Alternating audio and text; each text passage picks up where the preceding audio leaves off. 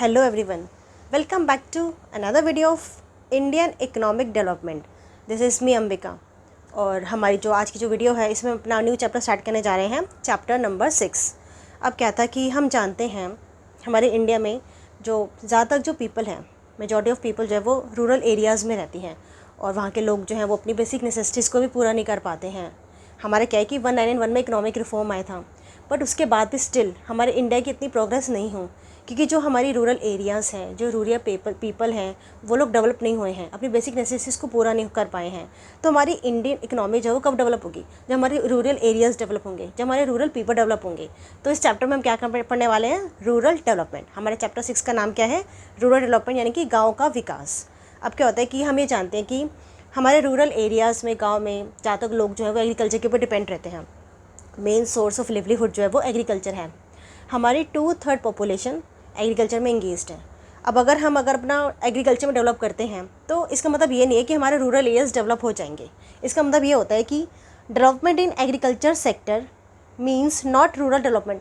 अगर हमने एग्रीकल्चर में इंप्रूवमेंट कर ली, उसमें डेवलपमेंट कर दी, तो हमारे रूरल एरियाज़ भी डेवलप हो जाएंगे? नहीं, बल्कि इसका मतलब ये है कि हमें डेवलपमेंट करना चाहिए ह्यूमन रिसोर्सेज का, डेवलपमेंट ऑफ इंफ्रास्ट्रक्चर का, land reforms, elevation of poverty को हटाना चाहिए, and development of productive resources. अगर हमारे इन सब में इंप्रूवमेंट होगी तभी तो हमारे रूरल एरियाज डेवलप होंगे, तभी तो हमारा देश जो है वो आगे ग्रो करेगा।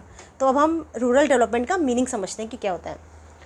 Rural development refers to the continuous and comprehensive socio economic process attempting to improve all aspects of rural life. इसका मतलब ये है कि हमारा क्या है, एक कॉन्टीन्यूस कॉम्प्रिहेंसिव प्रोसेस है। मीन्स इसमें लगातार हमें इंप्रूवमेंट की ज़रूरत है और इसमें अपनी लाइफ के सारे एक्सपेक्ट्स को लेते हैं। यानी कि हमने सिर्फ एग्रीकल्चर में कर लिया या डेवलपमेंट ऑफ ह्यूमन रिसोर्सेज कर लिया तो हमारा जो रूरल डेवलपमेंट है वो हो गया।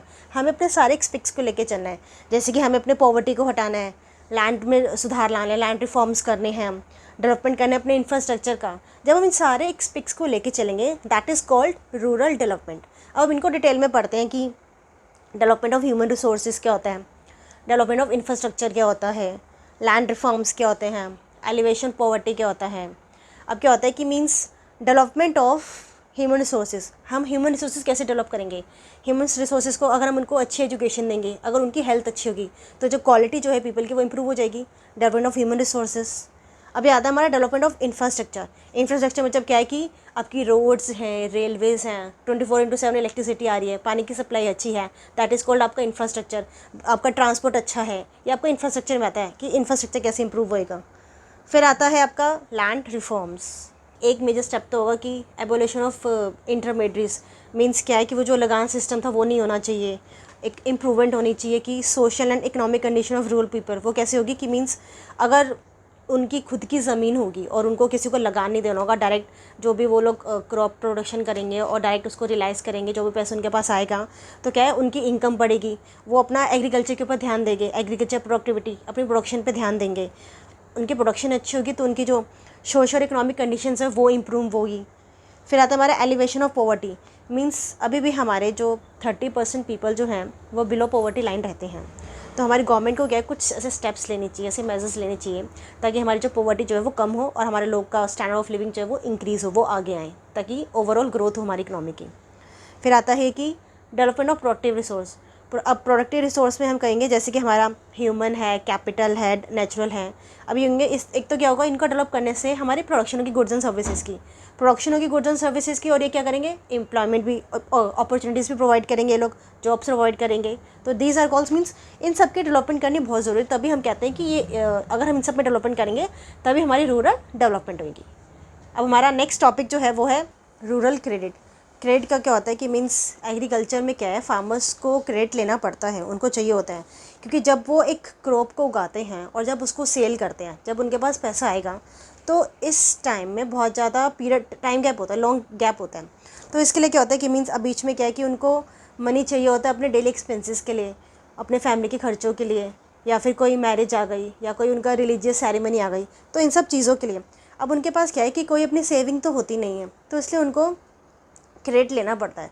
तो हम ये कह सकते हैं कि जो क्रेडिट जो है वो बहुत इंपॉर्टेंट रोल प्ले करता है एग्रीकल्चर प्रोडक्टिविटी में एंड इनकम में। एग्रीकल्चर प्रोडक्टिविटी में इसलिए क्योंकि अब हमें पता है कि हमारा जो पोस्ट ग्रीन रेवोल्यूशन पीरियड था, उसमें क्या है कि मीन्स हमने अडॉप्ट किया था अपने मॉडर्नाइज किया था एग्रीकल्चर को। मीन्स हम न्यू न्यू मेथड्स अडॉप्ट कर रहे थे इरिगेशन का, अपने केमिकल फर्टिलाइजर्स को यूज़ करते, हायर वेटिंग सीड्स यूज़ कर रहे थे।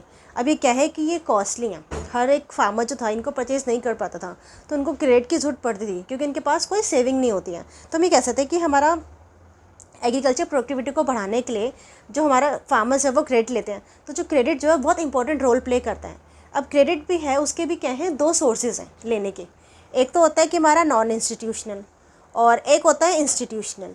जो नॉन इंस्टीट्यूशनल जो होता है, अब इसमें क्या होता है, non institutional source of credit जो है ये रूरल पीपल्स जो हैं वो कैसे लेते हैं, ये बैंक से नहीं लेते हैं, गवर्नमेंट से नहीं लेते हैं, उनके अलावा जो दूसरे पर्सन्स होते हैं उनसे लेते हैं। उनको हम कहते हैं नॉन इंस्टीट्यूशनल, जो ना बैंक से ले, जो ना गवर्नमेंट से ले।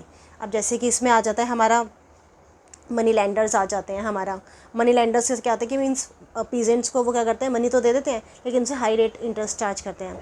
अपने रिलेटिव से ले लो, लैंडलॉर्ड से ले लो। फिर आता है ट्रेडर्स एंड कमीशन एजेंट्स। जो हमारे ट्रेडर्स एंड कमीशन एजेंट्स क्या होते हैं, क्या करते हैं कि उनको फार्मर्स को क्या करते हैं, दे देते हैं, लोन तो देते हैं, पर क्या करते हैं कि उनकी जो क्रॉप्स है उनको मोर्टगेज कर लेते हैं। मीन्स कह देते हैं कि आपने जितनी भी ये क्रॉप सोन की है आप सारे के सारे हमें सेल कर दोगे लेकिन एट लो प्राइस पे। तो इसमें तो हमारा ये आ जाता है ट्रेडर्स एंड कमीशन एजेंट्स में। अब आते हैं हमारे इंस्टीट्यूशनल सोर्सेज, जिसमें आपको इंस्टीट्यूशनल सोर्सेज में क्या होता है कि फंड्स अवेलेबल जो कराते हैं रूरल एरियाज़ में रूरल पीपल को, जैसे कि हमारे कोऑपरेटिव बैंक हो गए और हमारे कमर्शियल बैंक्स हो गए, रीजन रूरल बैंक्स हो गया, जहाँ से रूरल पीपल को लोन मिल जाता है। अब हम इनको कोऑपरेटिव बैंक्स हैं, हमारे कमर्शियल बैंक्स हैं, अब हम इनको डिटेल में पढ़ते हैं। जो हमारे कोऑपरेटिव बैंक जो होते हैं ये करते हैं, ये फार्मर्स को शॉर्ट टर्म लोन भी प्रोवाइड करते हैं और ये मीडियम टर्म भी प्रोवाइड करते हैं, मीडियम टर्म क्रेडिट भी प्रोवाइड करते हैं।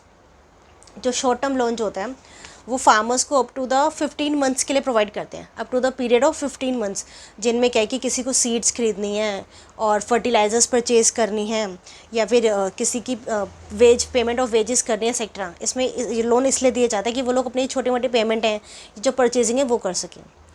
और जो मीडियम टर्म क्रेडिट होता है उसमें क्या होता है, वो 15 मंथ से 5 ईयर्स तक का होता है। अब इसमें क्या होता है कि मीन्स इसमें क्या होता है कि जिसको अगर कुछ कोई एनिमल परचेज़ करना है तो वो एनिमल परचेज़ कर पाता है, प्लो के लिए, पंप सेट्स के लिए एक्सेट्रा।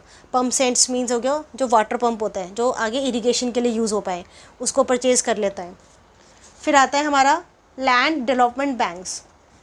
लैंड डेवलपमेंट बैंक्स में क्या होता है कि ये वाले जो बैंक्स जो होते हैं ये फार्मर्स को लॉन्ग टर्म लोन्स प्रोवाइड करते हैं, लॉन्ग टर्म प्रोवाइड्स करते हैं। इसमें क्या होता है कि मीन्स जिस फार्मर्स को मान लो प्रोडक्शन के लिए मशीनरी परचेज़ करनी है, मशीनरी खरीद लेते हैं, या किसी का बहुत पुराना डेप्ट है वो नहीं पे हो पा रहा था तो वो लेके वो पे कर देते हैं, रिपेइंग ओल्ड डेप्ट्स। अगर अपनी लैंड की इम्प्रूवमेंट करनी है तो क्या इससे अपनी इम्प्रूवमेंट कर पाते हैं लैंड की। तो लैंड डेवलपमेंट बैंक्स तो इसलिए उनको उन फार्मर्स को प्रोवाइड करते हैं जिनको लॉन्ग टर्म चाहिए होता है। फिर आता है कमर्शियल बैंक्स। अब कमर्शियल बैंक्स का क्या रोल होता है, जो कमर्शियल बैंक्स है जैसे कि SBI है, ये क्या करता है, प्रोवाइड करता है सर्विसेज। ये पब्लिक को भी करता है, कंपनी को भी करता है। जैसे कि उनको जैसे डिपॉजिट एक्सेप्ट करनी है, कोई पैसे जमा कराने आ रहा है, कोई विड्रॉ कर रहा है, या लोन चाहिए किसी कंपनी को या किसी फार्मर को, तो उनको लोन प्रोवाइड करते हैं। अब क्या करता है हमारा कमर्शियल बैंक्स जो है ये फार्मर्स की डायरेक्टली भी हेल्प करते हैं और इनडायरेक्टली भी हेल्प करते हैं। डायरेक्टली हेल्प करते हैं और इनडायरेक्टली में क्या होता है कि मीन्स ये उन एजेंसीज़ को लोन दे देते हैं जो फार्मर्स को लोन देते हैं, फार्मर्स को फाइनेंस करते हैं। जैसे कि कोऑपरेटिव बैंक्स हो गए एजेंसी में, तो हमारे ये जो कमर्शियल बैंक्स हैं ये उनको भी लोन देते हैं क्योंकि वो आगे फार्मर्स को देते हैं। अब हम डिस्कस करते हैं अपना regional rural banks, RRBS banks. RRB banks कौन से बैंक्स होते हैं हमारे, ये वो बैंक्स होते हैं ये उन एरियाज़ में लोन प्रोवाइड करते हैं जहाँ पे बैंक की कोई फैसिलिटी नहीं होती है। और जो हमारे जो रीजनल रूरल बैंक्स जो होते हैं इनका मेन फंक्शन होता है ये क्रेडिट प्रोवाइड करते हैं जो वीकर सेक्शन होते हैं, जो मीन्स बिल्कुल जो बहुत ही ज़्यादा गरीब होते हैं, अपने पास कोई सेविंग नहीं होती है, ये फंड्स का जो है अरेंजमेंट नहीं कर पाते हैं, ये बैंक्स क्या करते हैं उनको लोन प्रोवाइड करते हैं कि आप अपना काम जो है वो स्टार्ट करो। फिर नेक्स्ट आता है हमारा नाबार्ड। नाबार्ड बैंक क्या होता है, national bank for agriculture and rural development. अब इसको क्या है कि ये 12 जुलाई को इस्टेब्लिश हुआ था, VC रमन की रिकमेंडेशन में इस बैंक को इस्टेब्लिश किया गया था। अब जैसे हमारे यहाँ बहुत सारे बैंक्स हैं, SBI है, ICICI, यूनियन बैंक है, HDFC बैंक है, कोटक महिंद्रा बैंक है, लेकिन इसके अलावा हमारा एक RBI है, वो मेन बैंक है, वो इन सारे बैंकों को चलाता है, कंट्रोल करता है। ऐसे ही हमारे क्या है, कमर्शियल बैंक्स हैं यहाँ पे, रीजनल रूरल बैंक्स हैं जो इन सबको चलाते हैं, रूरल क्रेडिट देते हैं। तो इनकी एक्टिविटीज़ को कंट्रोल करने के लिए कौन बना है, नाबार्ड। नाबार्ड हमारा अपेक्स बैंक है जो कोऑर्डिनेट करता है the activity of all institutes providing rural credit. मतलब जो भी हमारे इंस्टीट्यूट्स हैं, बैंक्स हैं जो रूरल क्रेडिट प्रोवाइड करते हैं, उनकी एक्टिविटीज़ को नाबार्ड कंट्रोल करता है, उनको वो देखता है। ये अगर इन बैंक्स को भी कभी हेल्प की जरूरत पड़ती है तो ये कहाँ जाते हैं, NABARD, national bank for rural and agriculture development. फिर नेक्स्ट आता है हमारा सेल्फ हेल्प ग्रुप्स। अब ये सेल्फ हेल्प ग्रुप्स क्या होते हैं, सेल्फ हेल्प ग्रुप्स में क्या होता है, मीन्स ये ग्रुप होता है 18 to 20 पीपल का ग्रुप होता है। इसमें मैन भी हो सकते हैं, वुमेन भी हो सकते हैं, और इनकी जो एज जो होती है वो होती है 18 to 40 ईयर्स की होती है। अब इनके साथ क्या होता है कि मीन्स ये लोग मिलते हैं, अपनी प्रॉब्लम को डिस्कस करते हैं। उसके बाद क्या करते हैं, ये लोग अपना हर महीने जो है वो एक सेविंग स्टार्ट करना शुरू कर देते हैं अकॉर्डिंग टू देयर नीड। और फिर उसके बाद जब उनके पास एक अमाउंट इकट्ठी हो जाती है तो उन्हीं में से जो नीडी पर्सन होता है उसको एज अ लोन दे देते हैं। तो ये ऐसे करके एक हेल्प हो जाती है। ये टर्न बाई टर्न जिसको ज़रूरत होती है हर महीने सेव करते हैं ये, और जिसको भी ज़रूरत होती है फिर उसको ऐसा देते हैं। सेल्फ हेल्प ग्रुप्स में तो ये होता है। तो हमने अब जो पढ़ा है वो क्या पढ़ा है, अपना इंस्टीट्यूशनल सोर्सेज पढ़ा है। जो नेक्स्ट वीडियो जो है उसमें अपनी प्रॉब्लम्स को पढ़ेंगे, रूरल क्रेडिट को। तो आज की वीडियो में इतना ही बस। मैंने आपको जो भी पढ़ाया है इसके नोट्स का लिंक जो है वो मैंने डिस्क्रिप्शन में डाल दिया है। कोई आपकी कमेंट्स है, क्वेरी है तो आप कमेंट सेक्शन में कमेंट कीजिए। Thank you for watching my video. हाँ प्लीज़ मेरी वीडियो को लाइक करना, शेयर करना, सब्सक्राइब करना मत भूलिएगा। Thank you.